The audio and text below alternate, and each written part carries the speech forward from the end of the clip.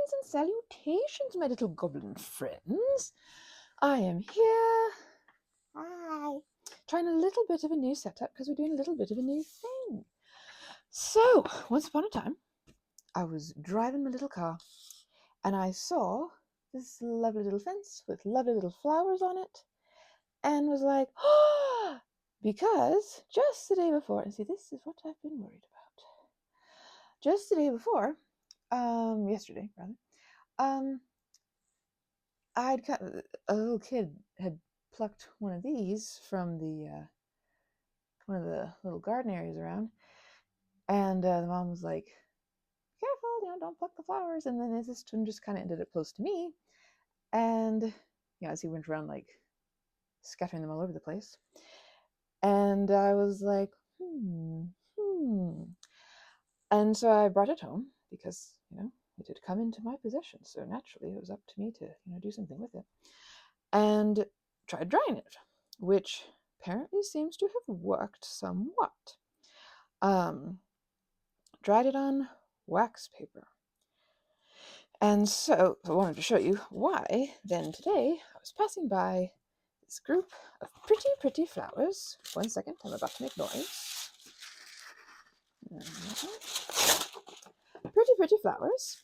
And I was like, oh, I think I can dry some of those like how I did the one yesterday. And I was so excited by this idea. Meanwhile, didn't have time right when I got home to do these. Had to do boring human stuff. And so I was like, no, the flowers are going to wilt. What do I do? What do I do? What do I do? So what I did was stick them in water. I was like, genius me. As you can see, it's questionable whether this was an act of mad genius or just madness. So we're gonna, see, we're already,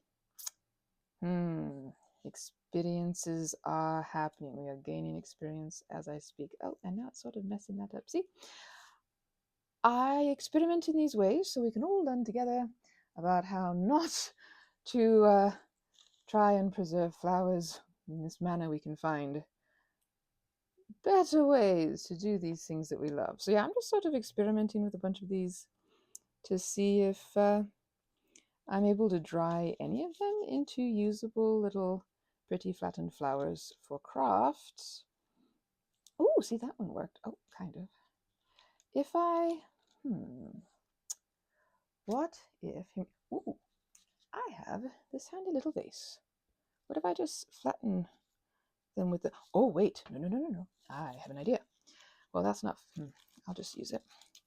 This isn't fully dried yet. It's just very nicely flattened. So we'll see how that works. But maybe if as I go, I just kind of flatten them a little bit with this vase and then kind of proceed from there. We'll see how it goes. Meanwhile, hello. As you can see, I'm trying to put a new camera setup. We'll see how this works. And also, I don't know if you can tell. I can kind of tell when I listen to the audio. I have a microphone. Fancy. Previously, everything I've been recording has just been via my phone and the little microphone on it. Oh no, breaking the flowers. So yeah.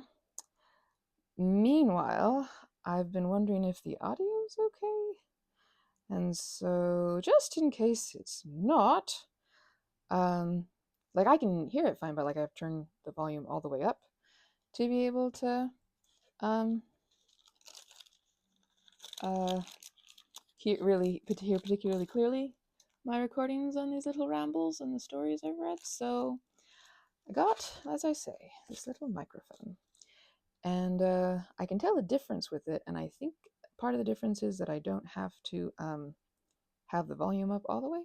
So, like I always say, like I've said so many times, as it might be getting tiresome to hear, we're experimenting. We're figuring it out. We're having so much fun. So yes. No. So yeah, we're gonna see if this, what I'm doing right now, is like a super problem or if this is gonna be okay. Okay, you know what? I think I'm gonna take these out and let them start draining. Drip, drip, drop, little draining flowers on the towel here. I love these little they're like the little white kind of morning glory looking little wildflowers. They're like whitish pink, and I've always just adored them. I keep ripping them accidentally. I've always just adored them since growing up, and now that I'm finding all these different ways of like trying to preserve flowers and little plants for nature spotlighting crafts. I'm just going to get all these to stop dripping, or get some of the drippings out. It's like, oh, maybe I can figure out how to use that little plant that I've loved ever since, like, I knew it existed. So we're gonna see. We're gonna see. I'm thinking that maybe next time, and now my hands are wet. Imagine that. I'm thinking that maybe next time, key approach to this will be, you know what, I don't need this on the camera view anymore, so we shall slosh that, well, not slosh, please. We shall just position that onto the floor, and then we're gonna just bloop, bloop, bloop, this right here. Okay, doing well, doing well. Yeah, we'll see how all those weird little noises that I make sound in the mic. Yeah, they're all sort of curling up, and therefore I'm like, I don't know how well they're gonna, end up flattening and drying out. The one yesterday that I showed you at the very beginning was pretty fresh when I ooh, this seems like I'm making it pop back up by moving it around. Okay, this is okay, I see what I'm doing here. Maybe, oh, and now I'm ripping it more. We are experimenting. This is only the second time that I have tried to dry flowers in this manner. And this is the first time was yesterday, and I only did it with one of them, and it was a very fresh little specimen. So I'm thinking that maybe, what if I want to try this again, I'd need to go to that fence, pick a few more flowers, and then, you know, they don't have to be like in a pristine shape. Let me remind myself. And maybe get some when they're fresh and try to do it that way. Fun fact. Right, so I made a little short at the beginning, like, hi, I'm the Goblin. Me has gone out to get some flowers here, having seen them by the roadway and stopped my car to obtain some. And I went and obtained these and proceeded to get back to the car and realized my keys were not in my pocket. And I was like, perfect, this is definitely great. It was not, in fact, great in my personal opinion. But, you know, I was like, cool, I'm just gonna call roadside assistance here. And then, as I was literally on the phone calling my car insurance, with whom I have roadside assistance set up, through the just happiest of circumstances, I thought, you know, what if I didn't lock the door? And I looked, and lo and behold, I had not locked the driver door. And so, happiness upon happiness. That was great. And literally, the agent answers the phone and is like, you know, oh, hi, how can I help you? And I was like, actually, I don't need help, but thank you so much for being so nice when you answered the phone. I phrased it, obviously, differently. But, well, not obviously, but I phrased it differently. I didn't sound quite so, you know, blasé about how nice she'd been. And, you know, I'm like, I'm sorry, I don't actually need help. But, yeah, that happened. Okay, do you remember that time that I was like, this is totally going to work to take them out of the water and then do them once they're out of the water? That's not working. So at least not for these little ones. So I'm going to put these little ones back in the water, and we'll figure that out in a second. And now let's attempt some of these larger pretties.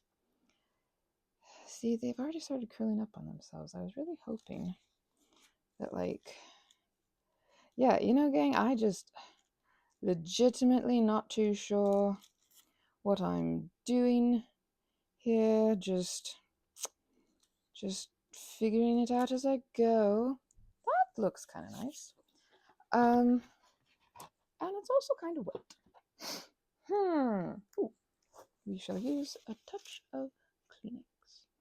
I don't use Kleenex for wiping glue off when I'm making the jewelry, because I've thought of that, and I tried it once, and instead of using a rag, and the Kleenex leaves lint when it's moving, when you're using it to shoo glue off of jewelry. Let's see if this works, what I'm about to do.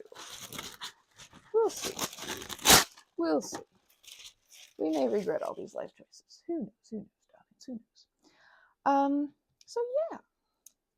Meanwhile, I was wanting, while I was doing a video at some point, to kind of bring up the fact that I am aware that when I'm talking, I tend to pronounce my words in a plethora of different ways, in different accents slash dialects slash silliness, silly voices, and that's just me being silly. It's just, I've always loved mimicking ever since I was quite young. Apparently, I would walk around and mimic the sounds of the washer and dryer when they made those, really annoying beeps indicating that they were done with washing the clothes within them. Yeah, apparently I would just delight my family by walking around mimicking those loud beeps. And I say delight my family, rather like, I think the first few times I thought it was funny, and it was definitely something that they loved, reminding me that I had done as a tiny tot. Oh, ha ha ha ha, you were so silly. But I also distinctly remember a couple times them not really being thrilled by this tendency of mine. So I think it depended on the day whether or not they thought I was cute or wanted to strangle me for doing it. Meanwhile, that tendency toward imitation has stuck very much with me throughout my existence as a goblin on this planet. So I grew up, we didn't have TV, so we watched movies, first VHS movies and TV shows and movies on VHS, and then DVD players came out, and a very kind family friend got us one, which was very nice of them, and so we were introduced to the wonderful world of DVDs. So mostly my media consumption was from like the 1960s back, with a few scattered quote unquote modern day movies and TV shows. And by that I mean like from the 90s and the 80s or 70s. Yeah, those were far rarer in our home video library. So meanwhile, I had loads of fun mimicking the different voices and different accents and just different ways of pronouncing things, because I thought that was so much fun. I have always loved essentially, I've always loved the humanities and anthropology, but I didn't know that's what it was called. I've just always loved people and the different cultures and the different way that people do like the practically same things, and always thought it was fun. When I was in my early teens, some friends introduced us to the wonderful world of BBC television period dramas from, Jane Austen, Elizabeth Gaskell, Charlotte Bronte. And I love the stories, and two, I was like, oh my gosh, there's so many other ways of speaking on this planet that I up to that point, like I was familiar with some British accents, but the plethora of British accents that I became aware of was so much fun. And then the more extensive, the older I got, the more extensive my media consumption got, which mostly happened more after I left my childhood home. All these other wonderful ways of speaking from around the world. And so predominantly a lot of the accents I will slip into are from the British Isles, just because that was a huge part of my media consumption growing up, and but different ones will also slip in. So why am I saying this? Well, because it's time to ramble, and so why would I, why would I not ramble about whatever it is that I want to talk about? But what I wanted specifically to mention was that Am I aware that I do it? Yes. Am I always particularly aware that I'm doing it? No, if that makes sense. We grew up pretty sheltered and kind of isolated. And so, not a ton of socializing, and definitely not a ton of socializing with my peers. So, when I got into my teens and started having a little bit more interaction with my peers than hitherto, I started realizing I needed to get a little bit more comfortable in this arena if I wanted to be able to communicate with these individuals of my own age less awkwardly. And so, meanwhile, I'm fairly shy around people, and I have a fair amount of social anxiety. And so, um, partly as I'm assuming as a means of like combating that, partly as a means of masking, all the fun neurospicy stuff, I'd mimic just the way I'd heard people talk and the way people would say things and stuff. And since a lot of my exposure to humans was via uh, television, and by that I mean movies and DVDs and all that, I would mimic a lot of the ways that I masked, specifically were mimicking how people spoke in the shows that I watched. And a lot of the time it was for fun, or it was for, comedic effect, or it was a means of like kind of helping me feel less awkward or scared in this situation. Because, if I was my whole life was having fun making up characters and having voices for them. And when, I'd read to myself books and whatever, I'd give them all voices and they'd all have different ways of speaking and accents and all the fun things. And so that was one of my joyous coping methods of escapism for when I was struggling or whatever, and also just something I enjoyed doing. So, as I got more into socializing and whatever, I got more into doing little voices and accents, because then it was a way of like separating me from the situation where I was very uncomfortable or somewhat uncomfortable or to whatever extent uncomfortable, and, becoming this little character in my mind who was comfortable with the situation, or who was good at socializing, or who was, funny, or, whatever. So on I went for years and years, knowing that I socialized differently from my peers, but not fully realizing quite how much. And then one day someone like pointed this out to me by asking where I was from, and I was like, "Oh yeah, I'm from, I'm from the Pacific Northwest of the United States." And they were like, "Whoa, I thought you weren't from, around here," kind of thing. And I'm like, "Whoa, oh shoot, that's sad. It broke apart." And I'm just, why? And like, well, the way you talk, is really different. And I'm like, I thought I just talked like a normal person. So while I can speak in a single I can pick a single accent and stick with it. The accent that or the accent I'm speaking in right now is more this is like the accent of the land of my nativity, as it were. And would oh my gosh, I completely was focusing on this spot. I completely forgot my train of thought. um so I've been trying to, like, in this, as I've been explaining about, the accents and the weird voices, been trying to be like, so this is kind of my normal accent and my normal voice, like, I mean, normal's a setting on, oh, and I ripped this one too. Normal's a setting on my drawer, but whatever. So yeah, I slip in and out of different voices during these ramblings.